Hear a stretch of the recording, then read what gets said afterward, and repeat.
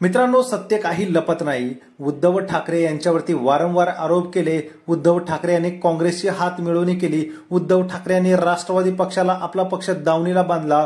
मात्र तीच राष्ट्रवादी आज पुन्हा एकदा भारतीय जनता पक्षाने शिंदे गटाच्या सत्तेत येऊन मिळालेली आहे. अजितदादा उपमुख्यमंत्रीपदी झालेले आहेत. अजितदादांवरती आरोप करूनच उद्धव ठाकरे यांची साथ सोडणारे 40 आमदारांनी 13 खासदार आता गप्प का? तर दुसरा महत्वाची ज्या काही गोष्टी घडतात त्या हळूहळू समोर येत आहेत. निकाल काही असो, लोकांमध्ये प्रचंड चीड आहे. भारतीय जनता पक्षाने अर्ध्याच्या वरती काँग्रेसचे उमेदवार आपल्याकडे घेतलेले आहेत.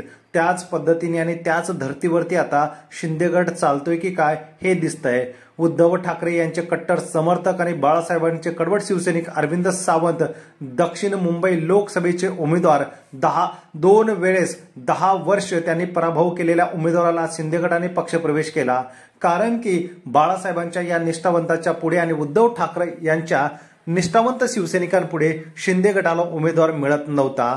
त्याचमुळे मिलिंद देवरा यांचा पक्षप्रवेश करून घेतलेला आहे. मिलिंद देवरा यांचे जे काही त्या ठिकाणचे लोकसभेचे उमेदवार आहेत त्यांना आता हे तिकीट मिळणार का शिंदे गटाकडून हे बघायला मिळेल.